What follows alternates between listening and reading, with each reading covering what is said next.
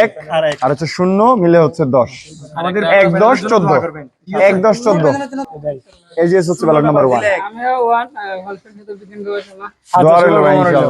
আজকে আমরা প্রচার প্রচারণায় মাস্টারদা সূর্যসেন হলে এসেছি। সবাই জানে যে এই হলটা খুবই সুন্দর এবং এই জায়গায় সবাই মনোরঞ্জনের জন্য ঘুরতে আসে, কিন্তু এই জায়গার যে সমস্যাগুলো সেগুলো আমরা অনেকেই জানি না। সূর্যসেন হল মূল ক্যাম্পাস থেকে অনেকটা দূরে হওয়ার কারণে এখানে যাতায়াত ব্যবস্থা সেরকম ভালো না।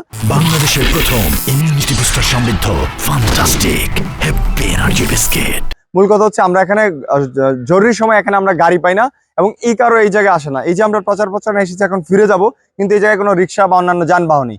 পাশাপাশি এই ইনস্টিটিউটে সেশন জট আছে। আমরা শিক্ষক সহ এবং ইনস্টিটিউটের প্রতি আমাদের একটা প্রতিজ্ঞা থাকবে যে প্রথম বর্ষ থেকেই যেন একাডেমিক ক্যালেন্ডার মেনে তারপর চলা হয় এবং সেই জায়গায় সেশন জট যেন নিরসন করা হয়। পাশাপাশি এই জায়গায় নারী শিক্ষার্থী সহ সকলের আবাসনের যে সংকট রয়েছে সেটি নিরসনে আমাদের প্রচেষ্টা থাকবে। সেই জায়গায় সবার জন্য শতভাগ আবাসনের নিশ্চিত করা।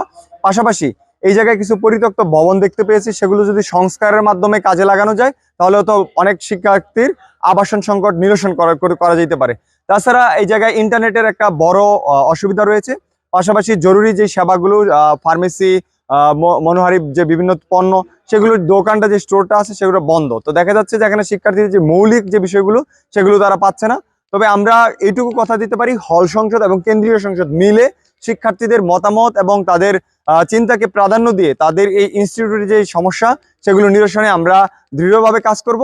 এবং আজকে এই সূর্যসেন হলে প্রচার প্রচারণা শেষে আমরা শিক্ষার্থীদের সেই কথাগুলো জানিয়েছি। বেশিরভাগ শিক্ষার্থী যেহেতু বাড়িতে আছে, সবাইকে আমরা পাইনি, কিন্তু সবার উদ্দেশ্যে আমাদের এই বার্তাগুলোই থাকবে এবং পরবর্তী যে আমাদের ইশতেহার, সেই ইশতেহারে আমাদের সেই কথাগুলো উঠে আসবে।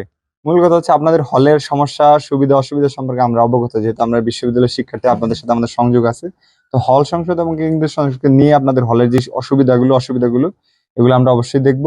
আর এখানে আপনাদের কার আসে না, ইন্টারনেট সেবা ভালো পাওয়া যায় না। পাশাপাশি এখানে ফার্মেসি নাই বা ক্যান্টিন ছাড়া, ওই ডাইনিং ছাড়া তো আর কোনো খাবারের দোকানও নাই। তো সব নারী শিক্ষার্থীদের ওই জায়গায় আবাসনের সংকট। এই জিনিসগুলো আমরা নোট করছি, আমাদের ইশতেহারে থাকবে এবং আমরা নির্বাচিত হই কিংবা না হই, আমরা যেহেতু ইউনিভার্সিটিতে থাকবো আমরা অবশ্যই এগুলো নিয়ে কাজ করব। আমাদের জন্য দোয়া রাখবেন।